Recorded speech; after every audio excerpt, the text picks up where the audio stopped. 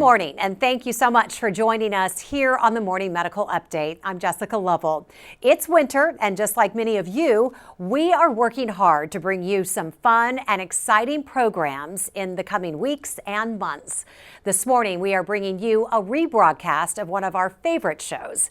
If you have any questions, please leave them below, and we will answer them during our live broadcasts on Mondays, Wednesdays, and Fridays in January. We'll resume our Monday through Friday live schedule in February, so sit back and enjoy this best of Morning Medical Update. Good morning. It is Monday, October 3rd. I'm Jessica Lovell. Coming up today on the Morning Medical Update. There's always a chance that cancer of any kind may return.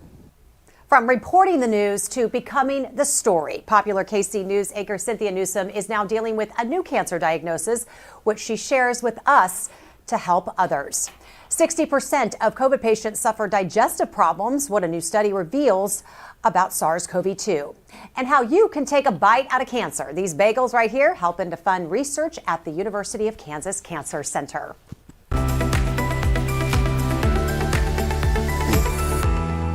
And thank you so much for joining us here on YouTube, Facebook, and on Twitter this morning. We are kicking off Breast Cancer Awareness Month with Pink Week, an entire week of updates focusing on the patients, physicians, treatments, and research dedicated to breast cancer. Joining us this morning to kick off Pink Week, we have oncologist and hematology specialist, Dr. Ann O'Day. And of course, you recognize this face, this wonderful lady, longtime Channel 41 News anchor, Cynthia Newsome, who has a new role. We're going to tell you all about that this morning. Good morning, ladies, to both of you. Cynthia, how are you? Yeah, I'm doing great, feeling good. I had treatment last Thursday, and so I had a big weekend and kind of busy, but yeah, I had a great weekend. Good, good. And we're going to catch up with you and hear more about your story in just a moment. Dr. O'Day, always good to see you. Thank you for having me. Happy Monday to you. Glad you're with us. Okay, we know all of you have questions out there, everything from Cynthia and her treatments to new research in breast cancer. And of course, you have COVID questions, so you can send those to us through the links on your screen, or you can post them in the chat there below. 155,000 women and men currently live with metastatic breast cancer, meaning that it has spread to other parts of the body. While it is treatable, metastatic breast cancer cannot be cured for now. But for Cynthia Newsome, she hopes to use her story to not only reach others today, but to also help find future treatments and even a cure.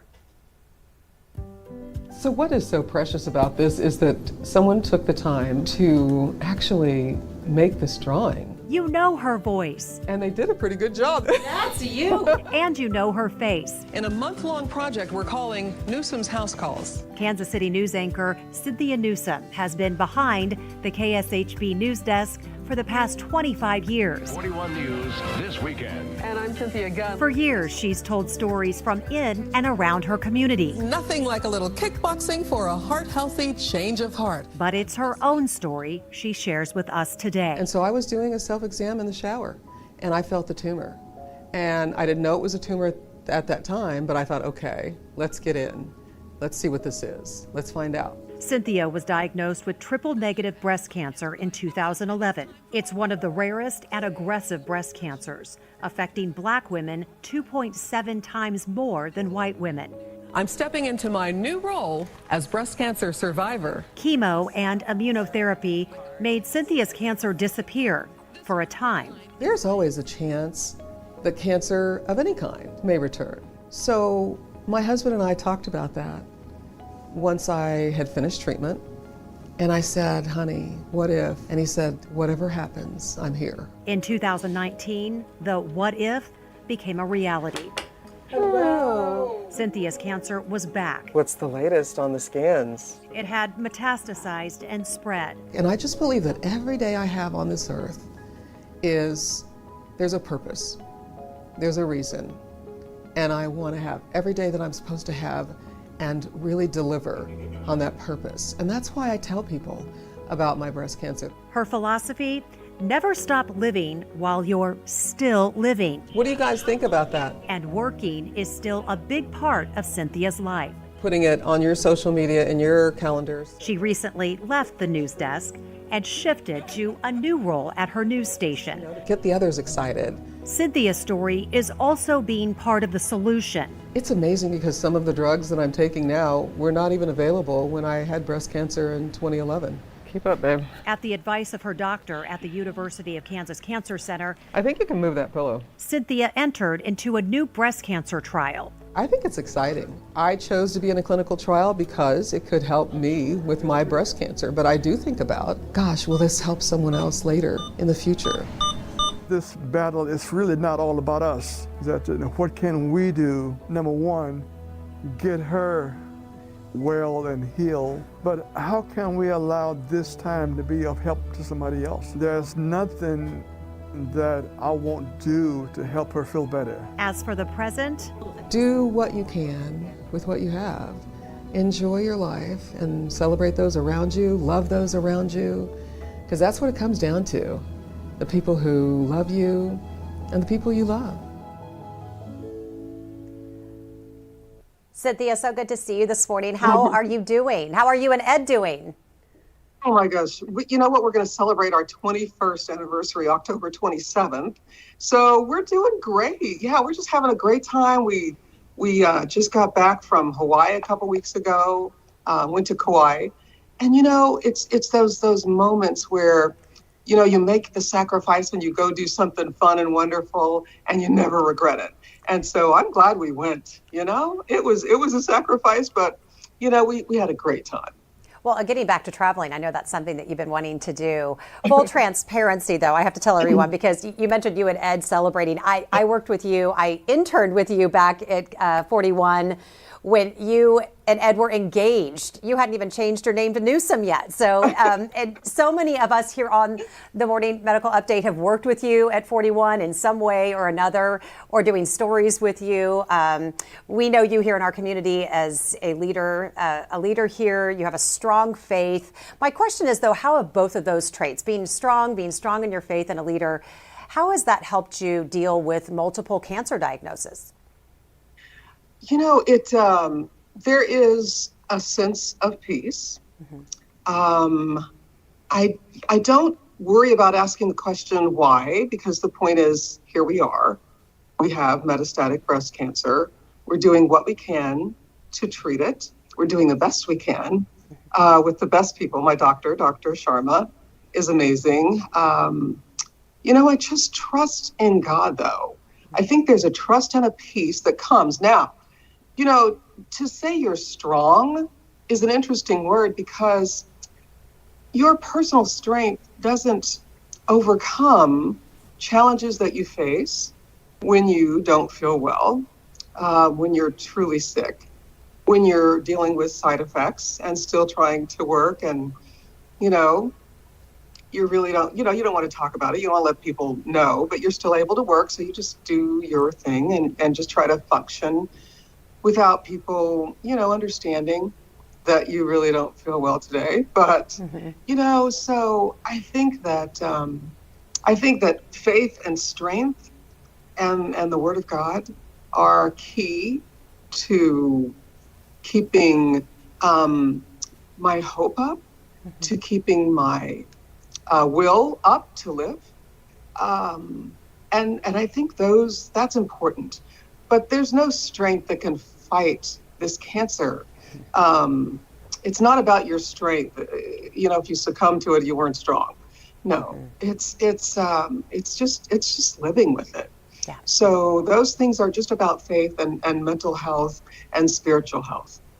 And taking it day by day. Cynthia, when did you first know? What were the signs that you had that you knew that possibly your breast cancer had returned? So once again, in 2011, I felt the lump in the shower. And again, I felt the lump, when it happened again in 2019. And so I was in the shower and I do my self-exams. I'm just so adamant about telling people I don't wish for anything bad to happen to you.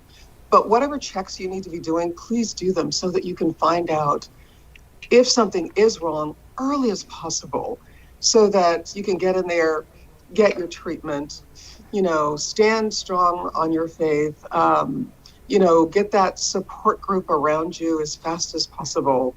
And you have a much better shot at surviving and thriving.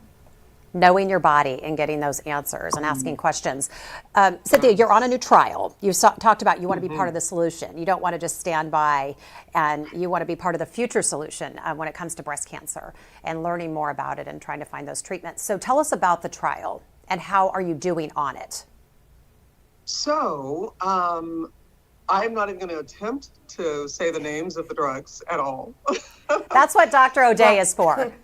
That's what Dr. O'Day is for. So I take a pill every day as part of this clinical trial. And then during the month, I have 2 weeks on. So I get treatment on a Thursday.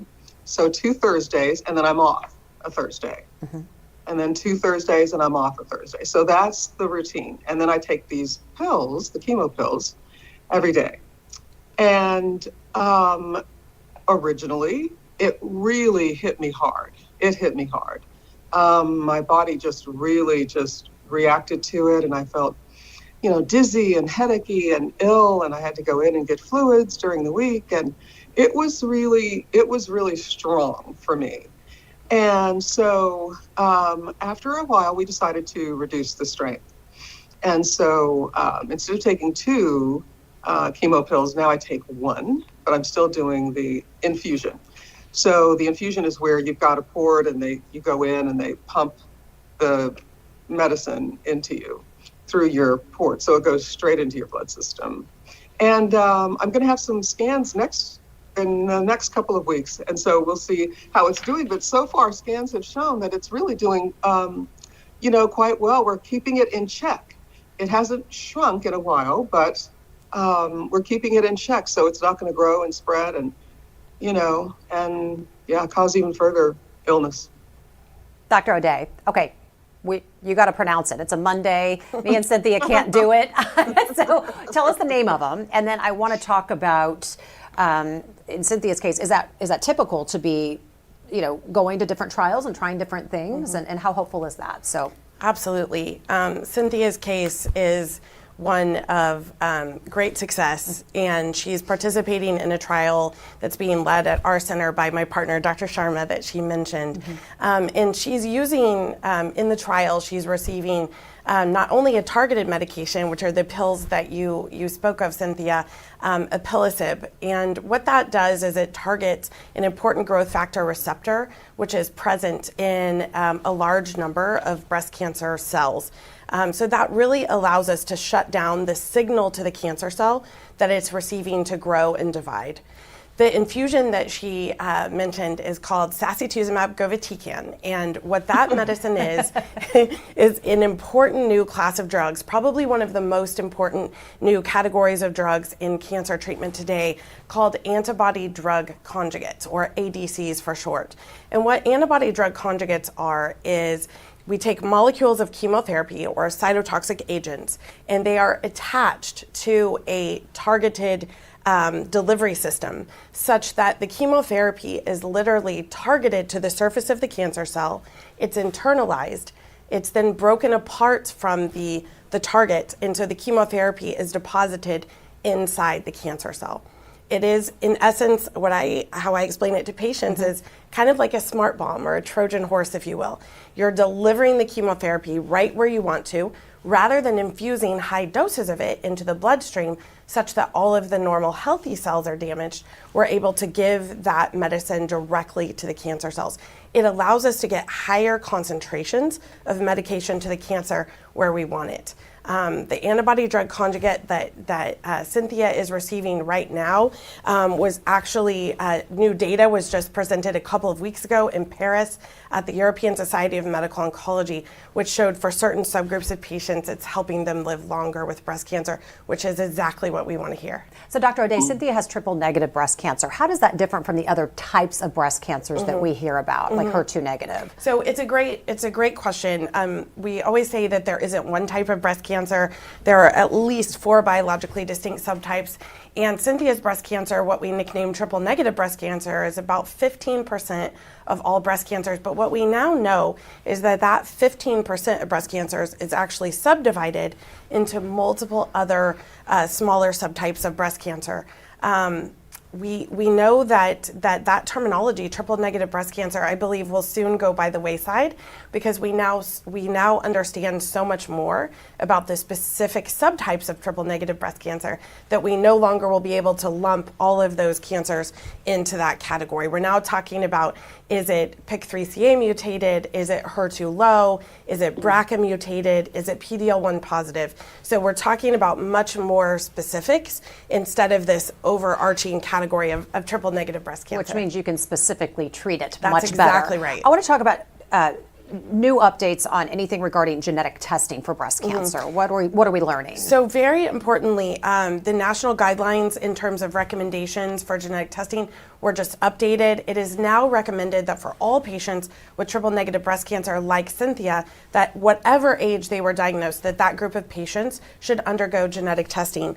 This is so critically important because we now have targeted therapies which are able to exploit that BRCA or other mutations within the cancer cell. So it used to be just a informative piece of information that allowed us to take care of that individual patient or maybe help their family members with preventative strategies. But what we now know, it is actually a therapeutic target. So very important for all patients with triple negative breast cancers to undergo genetic testing. In addition, all patients with advanced or metastatic breast cancer need to undergo genetic testing as well. As I mentioned, we have therapeutic targets for this group of women that work quite effectively. These are oral therapies taken once or twice a day, and so often can help patients live longer with less toxic treatment. So very, very important to make sure that all patients with advanced breast cancer undergo genetic testing. And Cynthia, when we hear that phrase living with cancer, certainly when talking about women who have metastatic cancer, how does that help in treating your cancer like an actual chronic illness rather than a cancer? Does that make a difference in the way you approach your health care? I think it does. I think I look at it as living with metastatic breast cancer. So what can you do to live a full, productive life that's meaningful, and you still get to do the things that you like to do as much as you possibly can? And so that's called quality of life to me. It's called quality of life. And so what are you willing to accept as quality of life versus not accepting it? And so when the medicine was too strong, we backed off, and I'm feeling much, much better. And I'm able to manage now and still, work and still do, my nonprofit work and, still hang out with friends and still just hang out on the couch and watch TV with my husband and my stepson and just enjoy life. Yeah, living like the rest of us do. Living. And you're doing it well. From those photos, you are.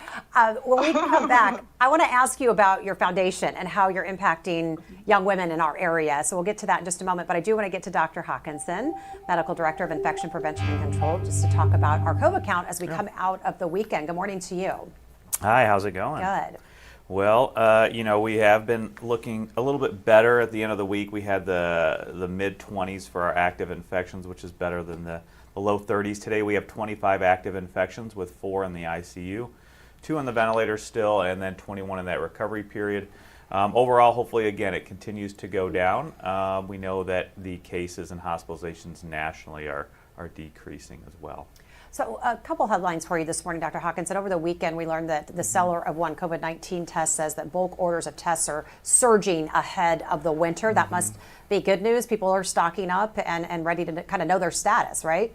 Yeah, I think it's important. It does seem like that would be a trend towards trying to be responsible as far as testing, so you aren't going out into public if you are infected. So I think that is good. I think the biggest question remains is what is that surge going to look like? We know that most experts do anticipate some sort of increased number of cases and then subsequently, obviously, hospitalizations. But it's not clear what that will look like, again, because we know the virus can circulate just as well in warm weather also. But now we're just going to have more people because probably more people are going to be doing things inside rather than outside. A new study dives into the effects of COVID on the colon. What are we learning about that? Yeah, I think it goes to the same thing that we have been talking about. We've discussed issues with damage to the heart after infection, also the brain fog and brain changes. this is part of that same process. Some sort of post-COVID or long COVID type syndrome. Why exactly, that question is being answered. It's probably a multitude of different different answers, like continued inflammatory process that's going on, and in that way, not allowing the organs to function as normally as it did prior to infection. But this is one more aspect and one more thing we talk about: persistent problems after acute infection. We know, again, it affects the brain, the heart. Obviously, here's some information now about the GI system as well. Doc Hawk, thanks so much. Yeah. Let's check and see if there's any reporters on the line today. Well, then let's get to some good community questions. Georgianne has a question. Dr. Aday, have you heard about recent research that half an hour of walking a day reduces breast cancer recurrence by 26%? She says a friend's oncologist told her about this. So just correlation, I would imagine any sort of movement and exercise is good, but Yes. anything specific when it comes to breast cancer? Yes, this is something we've actually known for some time, that women who exercise an average of about 5 hours a week, and it doesn't have to be extremely intense exercise. You don't have to be doing a CrossFit class or something like that. It can be just something as simple as walking. Patients who will exercise an average of about 5 hours a week will cut their risk of recurrence of their breast cancer significantly. It's hypothesized that this has something to do with increasing lean body mass, decreasing body fat. We know body fat produces estrogen, which is like fertilizer for many types of breast cancer. So that is the belief around that. It's also been shown recently that certain types of diets can reduce risk of recurrence and also reduce developing breast cancer, sort of a plant-forward diet, and then also a ketogenic diet. Those two diets, which probably what they have in common is reducing blood sugar levels, keeping blood sugar level, reducing insulin-like growth factors and other inflammatory markers, which are probably leading to increased risk of cancer. But I'm glad you mentioned that, because I think everyone's always looking for, what can I do? What can I, every day when I get up? Is it a movement I can make? Is it food I put into my body? I want to have some control over my health journey. Absolutely. So Cynthia, this one's for you. Maggie is a longtime viewer and says a lot of kind words about you this morning. So is Jay. Jay says Cynthia is such a great lady. A lot of fans out there, and you haven't left the station, by the way, because you're now doing community outreach. I want to hear about that, and Maggie's wanting to know about your charity, and tell us a little bit about what you're doing here with young women in our area. That I'm the Community Relationships Director here at KSHB 41. And that means that I partner with the station with different organizations that are here in the community, neighborhood organizations, nonprofits, different charities, different things that, organizations that are doing good work in the community. And we want to highlight that and support it and be part of it. Hispanic Heritage Month is happening right now. We are partners in that project and doing a major number of stories about Hispanic stories here in and amazing people here in Kansas City and what they're doing and accomplishing to inspire those who watch and learn. And so that's my community work here at the television station. And we're also having an event called Gift of Soul, which we're getting ready for, which is raising money for sneakers for students who are in the Boys and Girls program in Greater Kansas City. So that's happening. And then I have my nonprofit, which is called Awesome Ambitions, and we are still recruiting for that. It's 8th through 12th grade girls. And I started that when I came to Kansas City, 26 years ago now. And it's basically college and career readiness, just taking them different places, introducing them to different business women and different career opportunities and, different life skill kinds of things and, museums, and just really giving them a good exposure to what life is like and could be like, and helping them see something that they could be. If you can't see it, you can't be it. And so we're exposing them to that. So hopefully, we'll get some girls to join in with us and participate in that. We've got volunteer businesswomen who are giving of our time just because, we had those in our lives when we were teenagers who gave to us. So those are the two things that I do that are so important to me. And of course, just being the wife to Ed Newsome and stepmother to Kimberly and Edward is a job as well. but it's a job of joy. So I love Well, that. I was going to say, Cynthia, it's okay to slow down, but I know that's never going to happen, so I won't even bother.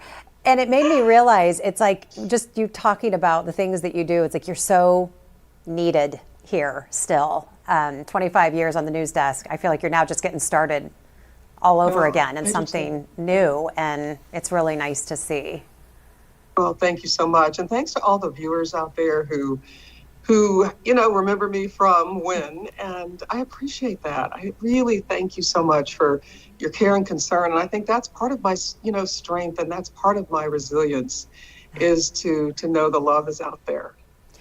I have a question for one of our viewers asking Cynthia, what advice do you give others diagnosed with cancer? Now, I have to say one piece of advice. So I want you to give advice to those diagnosed, but when I asked you what your advice is for people, you said, actually, I have advice for people who support those going through cancer. So give us a little piece of advice for both sides of that coin.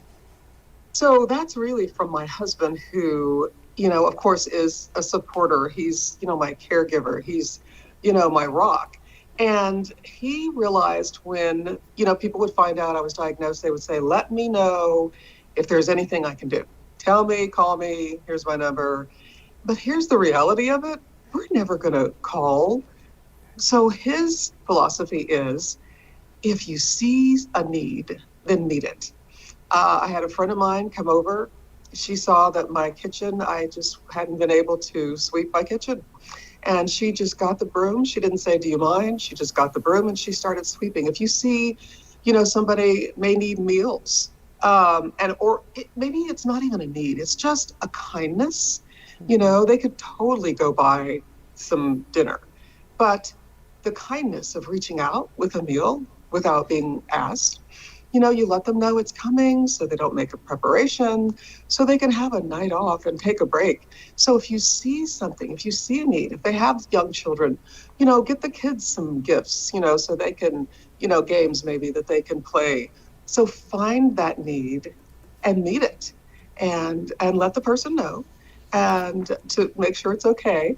And then just do it. And I'm sure they'll say yes. Now, in terms of what I would say to someone who is diagnosed with breast cancer, and that is, oh my gosh, it's not a death sentence. How many times have we said that? And metastatic is, stage 4, but just make sure that you're doing absolutely everything in your power that you believe is right to do. I'm doing, medicine. I'm leaning on my faith. I'm leaning on my support group. Those are the things that I feel that I can do. Just trying to, eat better, be healthy. Those are things that I can do. I was encouraged to hear that, just walking calmly 5 days a week could help. And so I'm gonna start doing that. You are living, and you are living well. A couple more questions I want to ask Dr. O'Day about as the role of immunotherapy in treatment of breast cancer. Before we wrap up, I want to find out where we're heading.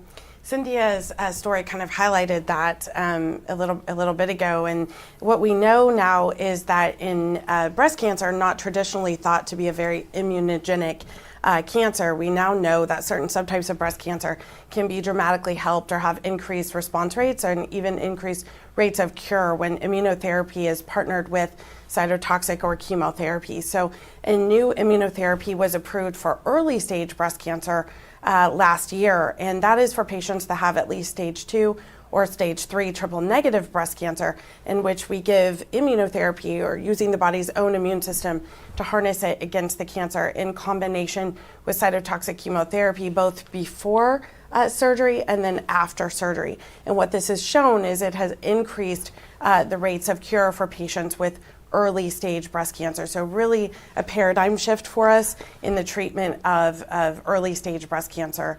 I just want to say thank you, Cynthia. Your story highlights so beautifully so many of our patients at the Cancer Center who have so graciously offered to participate in clinical trials that we hope not only will help you, of course, but we know for sure that it will help us continue to find cures for every patient that comes after you. And I just can't thank you enough for so graciously being an ambassador for clinical trials and the importance of that. Well, I just thank my medical team there, Dr. Sharma and her entire team, and everybody there at the KU Cancer Center. And I'm just grateful to be in your hands. And I feel like I'm kind of in a hurry to live. I'm in a hurry to do those things that matter, and don't wait. I'm a now person, so those are things that I've gained from this. You both said that so beautifully. We're going to wrap up with some final thoughts. And Cynthia, any other final thoughts you want to share with our viewers? Any other messages? Just that I love you. I appreciate everybody. Realize sometimes you don't know what's going on in someone's life. I'm very public about my breast cancer diagnosis, but sometimes when people are having a hard time or a little gripey or just not enough energy and not seeming to pay attention, you might just think about maybe they don't feel well, and just have a little more mercy, a little more grace. Well, we love you as well, Cynthia. Thank you so much for being with us today. We'll talk to you soon, okay? Okay. Dr. O'Day, final thoughts from you. We're starting out the month of October. It's just a good time to remind everyone, those of you that got behind during the height of the pandemic with your screening, your breast cancer screening, it's so important to get a high quality mammogram for all women at age 40 or younger, depending on your family history. So make sure that you get a very good high quality mammogram this year as we start off October. We know that more and more cure rates of breast cancer are continuing to increase, and the universal factor that those patients have in common is that the cancer was caught early. Yeah. And those patients, as Cynthia did, listened to their body and went to the doctor and sought care. So just a reminder in October, if at no other time, to make sure to do that. Yeah, you hit that last question because Cynthia is such an advocate of self-breast exams and getting those mammograms and screenings. So thank you for just driving that home. Dr. Hawkinson, final thoughts from you today. Yeah, I was just going to say it's so great working with and being part of the Comprehensive Cancer Center. Physicians and teams like with Dr. O'Day, and of course patients like we've heard about with Cynthia and so many other times. And I was going to just say it's important to understand the best method to go about this is the prevention, and that is with getting vaccinated, but also making sure to do those screenings and catch up on those screenings, just as Dr. O'Day had talked about. All right, Doc Hawk, thanks so much. Okay, big plate of carbs for everybody here this morning. Throughout the month of October, Panera is selling pink ribbon bagels benefiting the University of Kansas Cancer Center. How cute are those? A portion of the proceeds for each bagel will be donated to the Cancer Center. They've been doing this for over 20 years. So if you're out and about, grab them. And Dr. O'Day, do you dare this morning? Absolutely, it's October. It's October. It's Monday. We need it, right? Thank you so much. And thank you so much for being with us today. Don't forget, you can catch our updates anytime by logging on to Facebook, YouTube, and Twitter. Subscribe to our morning medical update and Open Mics with Dr. Stites podcast. Now, everywhere podcasts are available.